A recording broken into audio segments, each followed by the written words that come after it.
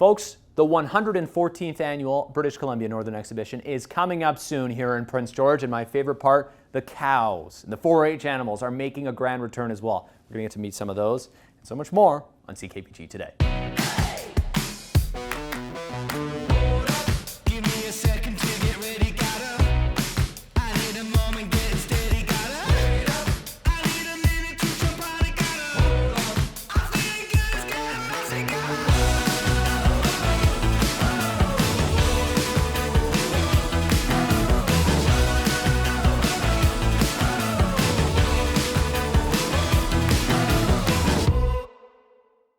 Here is a new friend on your screen. His name is Sid, and he will be making an appearance at the BCNE coming up here in Prince George, thanks to 4-H, and you're going to get to meet Sid, Amy, who takes care of Sid, and some other 4-Hers here as we pay them a visit ahead of the big show. But this big guy weighs over, you were saying, Amy, 1,400 pounds. Tell me a little bit about him.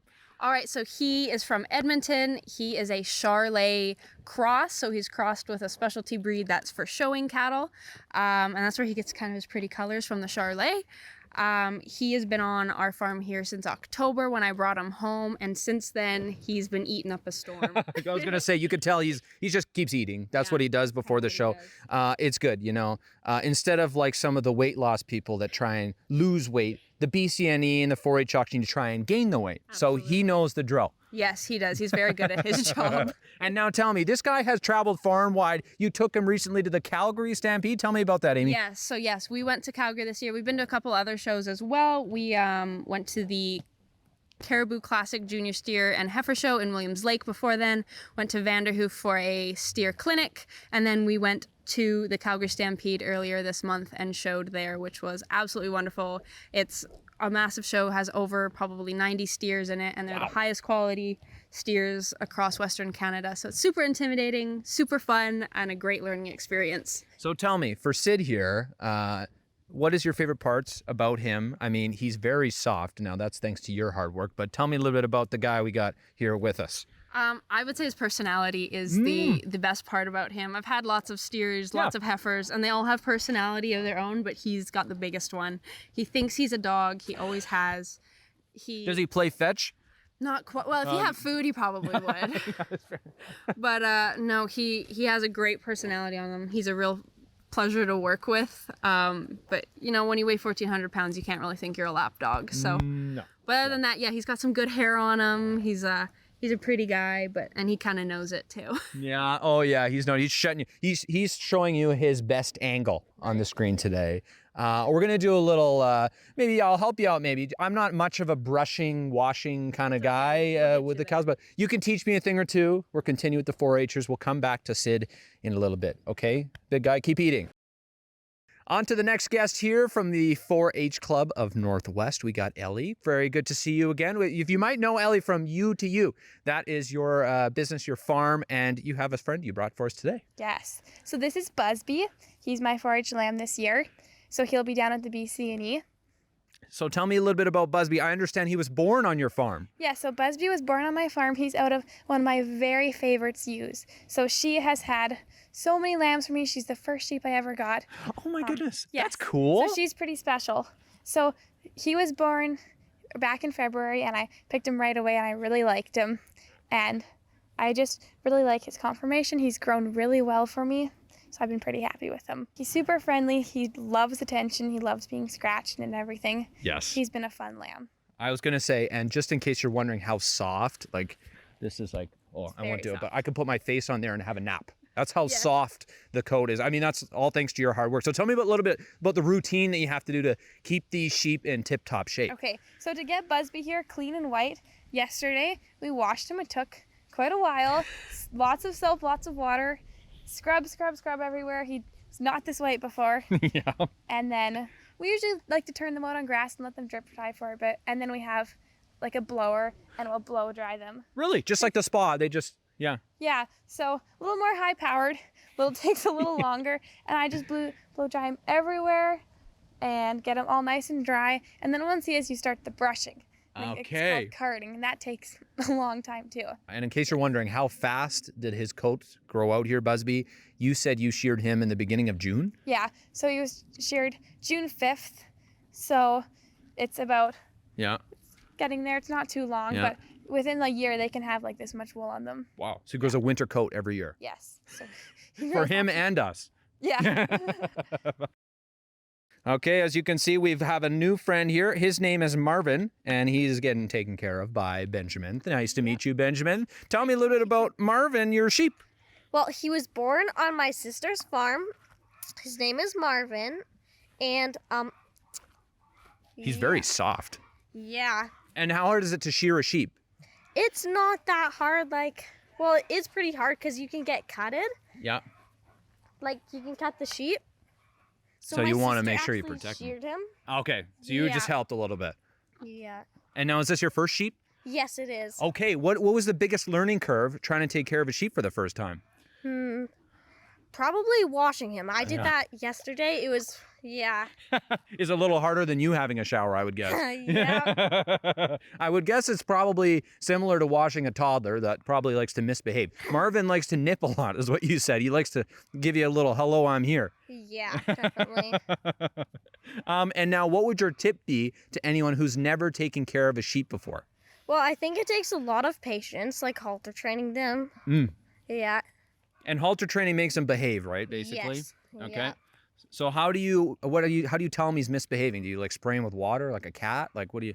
You usually just like hold him till he realizes he can't go anywhere. Okay. And then you're like, Yeah. no, I'm in charge, buddy. Yeah. Okay. And now, why should someone bid on Marvin at the BCNE? Well, he's an Aldi France Southdown, and I think Aldi France is a good meat breed. Okay. Yeah. And you get a nice coat, nice and Yeah. fluffy. The old story, I got your head a little bit. He'll forgive you. He'll He won't forgive me. Okay.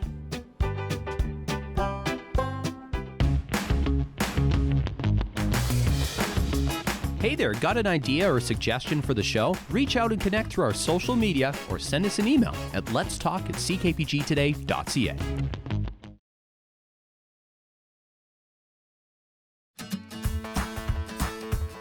We are back with Sid here, and he is ready for his spa time. That is what we're going to show you today, Amy. I understand this is quite the process, so where do we start?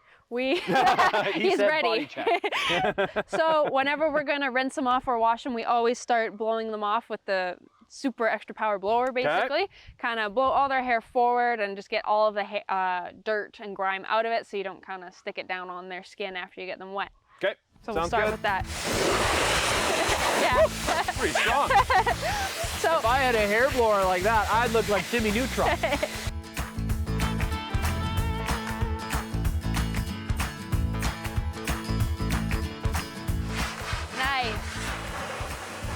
Nice, perfect. So I think I'm gonna hire you for the next show. The next show? Yeah, and you can come do all the grunt work. Deal. I cleaned a cow. Kind That's of. pretty Well, cool. almost. First step. Almost. First step. Okay. How many steps are there? About 3. Okay. 4, well, that's not bad. maybe. We're okay.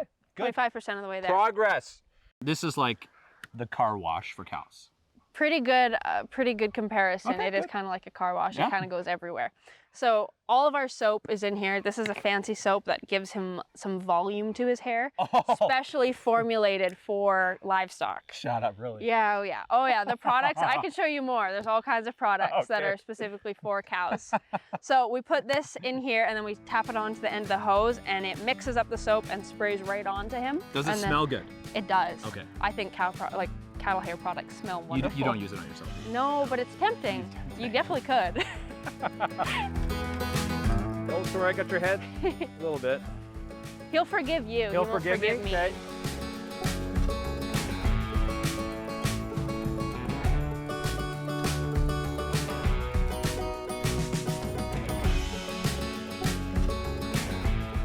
Does he have a spot? So you know how dogs, you do a spot and then he starts like, does he have? Sometimes if you get him, he might not do it right now, but Oh, he does have a spot.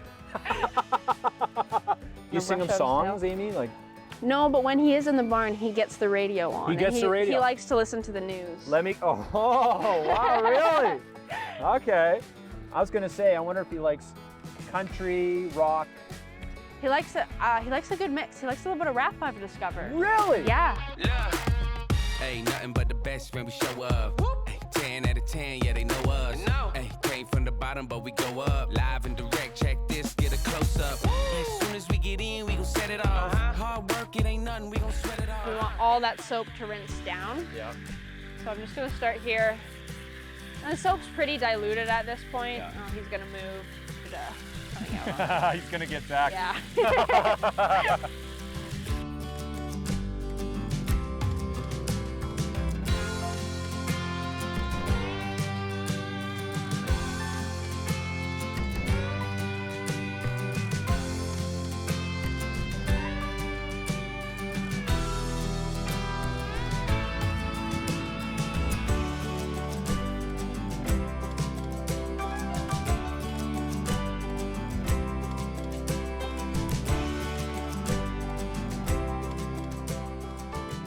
Keep your show stick up like that, and we're gonna walk in a circle to the right.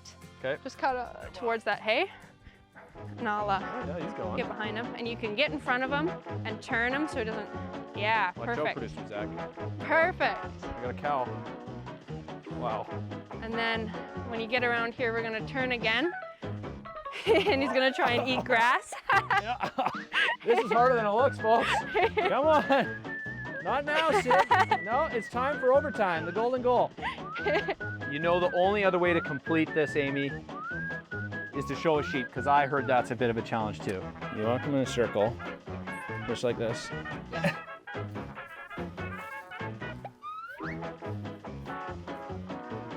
then how do you get them to stop?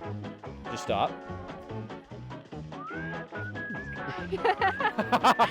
Is this what happens? They just run away? Come here. Okay, come on, come on. The sheep has had the brakes on. There we go. Oh. L.A. Benjamin. I don't know how you guys do this, but well done, my friend. Good luck at the BCNE. Thank you. Well done. Go check out all these animals and more. The 4-H kids, they are awesome. We love what they stand for. Go check them out all weekend long. It's now time for our Post Your Pet contest here on CKPG, which means we get to meet our pet of the day. You're looking at today is from Ted. This is Hank the rooster, folks. And now as the story goes, according to Ted, Hank was pretty happy because he thought he was getting a new home. But that birdhouse next to him, well, was a little too small. A little too small. And maybe you'll have to get something else for Hank, Ted. Yeah, that ain't gonna work. But great pet of the day here. This is a very luscious looking rooster you got here. Very well taken care of.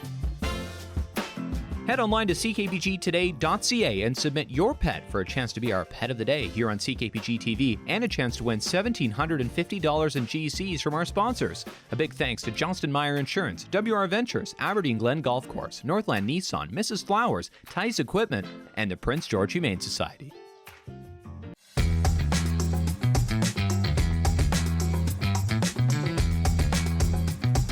Tired of missing the good stuff? Let CKPG Today come to you. Our new weekly email newsletter delivers local stories, contests, and can't-miss moments from the show straight to your inbox. No digging through social media anymore. It's free, it's easy, and it's very local. Sign up now at ckpgtoday.ca or by scanning the QR code on your screen now.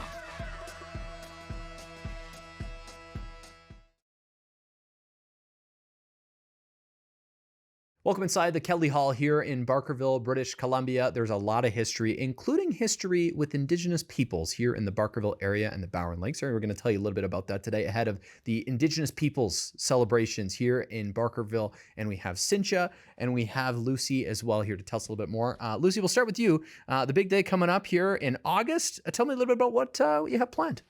Well, we'll be gathering together on August 15th, and we're celebrating the Indigenous participation, not only pre-Gold Rush, but during the Gold Rush and today, and bringing forward traditional dancing and drumming and singing and ceremony to share with our guests and our co-workers and those that live and work on the creek with us. We encourage everyone to come and be with us and have some free bannock and check out our vendors that will have Indigenous arts and crafts and different things on the creek, as well as storytelling and drumming and ceremony. So it's a enjoyable day to gather together and recognize the true history of this valley. There you go. Sinja, how excited are you for this? Well, I've always looked forward to the Indigenous celebration days. I get to wear regalia and do a little bit of dancing and, share a little bit of history like Lucy talked about. And it's just a fun day, and we want to make sure that everybody knows they're welcome to attend. And please come out and help support not only Barkerville for creating that space for us, but to fill the hall with guests from all over the nation. To date, we've actually had 24 different countries. Wow. Guests from 24 different countries come and visit us here in the Kelly Hall. Wow. We encourage everybody to come and visit us and hear the truth about the history of the valley here. The Latako Dene people have been here for thousands and thousands of years. And of course, there's a transition period and right up to today. So we encourage people to come and learn the history and share with us. And we have, a drum circle in the morning that welcomes guests. And we close the day out with a drum circle right here, either in Kelly Hall when it's raining or snowing, and or out on the lawn at 5:50. So we encourage people to come and drum with us and enjoy, the feeling of being a part of that. It's a celebration every day that we are here and that we're able to close out our day in that way. It regrounds us and makes it really happy. Yeah, I'd encourage people if they haven't done any drumming before. It is a feeling that I just can't describe, really. Yeah, like you said, like if you haven't done that, give it a try. You guys are great at teaching people as well who haven't done it before. What else I was going to ask you, Sinja, is some of the things on the table here when people see you when they walk in. Tell me a little bit about what you got laid out here. Oh, that is part of the education that you were talking about. We have a piece of, there's an arrowhead here that comes from the Clovis period. Okay. Clovis dates back 13,500 years. Wow. And so we get to share that with guests. And another piece is from the Paleolithic period. So that piece is 5,000 to 9,000 years old. Wow. So we have evidence of how long we've been here. And I always say that it's so important to share that with as many guests as we can because it paints such a clear picture of how long we have actually been here. You think about the history before Barkerville was here, and we talked to the Latako Dene people and their oral histories and their traditional uses of this area is just amazing, and it makes total sense. And then you think about Lucy's story and where it begins, and it begins here as well in a roundabout sort of way. So it's really interesting to have those pieces of the history and how it's woven through Barkerville's existence. So yeah, it's been really interesting for me. Yeah. Right. Sinja, anything cool that you've learned from people when you've been here? Yeah, it's continuous research, and people come and share little tidbits of things, and then I dive in and look around it to reconfirm what they're saying. And a lot of times their stories reconfirm the stories that we share here. So through time then, our stories become more concise. And it just makes it, they just keep on getting better and better. There you go. We're getting better and better at storytelling as well. You guys are fantastic at what you do. Thank you so much for sharing today. Folks, come and learn a little bit more at the Kelly Hall when you come and visit Barkerville ahead of the Indigenous peoples celebrations being held here. Of course, all the details in case you missed anything, we'll link on our website and Barkerville's website as well. Thanks so much, Lucy and Sinja. Thank you. Thank you.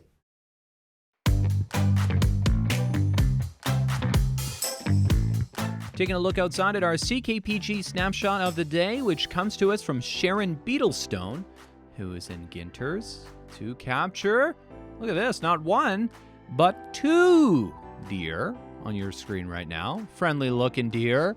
It's always funny how tall these deer are. When you walk next to them, you think, oh, they're not that big. No, they're very big, very tall, and very peaceful. They're probably just enjoying a nice summer day here, eating some grass and flowers and shrubs and I guess whatever they can find back in the backside of Ginters. Maybe some dog treats too. Maybe they like that.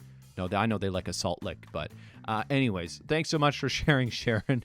If you have a photo for us, folks, our email inbox is open now. snapshot@ckpg.com for your photos.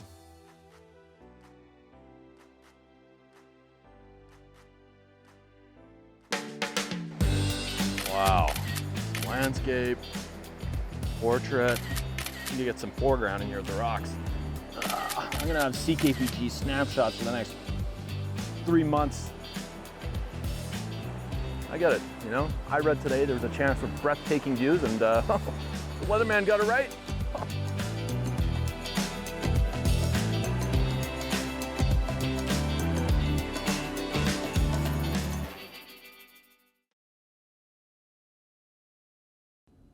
One great thing about Prince George, when you tell people about it, and they go, is it really that bad? You say, no, it's not that bad. That's kind of a funny slogan that everyone goes by. It's got a ton of great outdoor spaces, whether you like hunting, whether you like hiking, or whether you like fishing. In fact, it was so good, it was made subject of a TV show on OLN. Maybe you remember that. We're going to take a look at that together on History Today.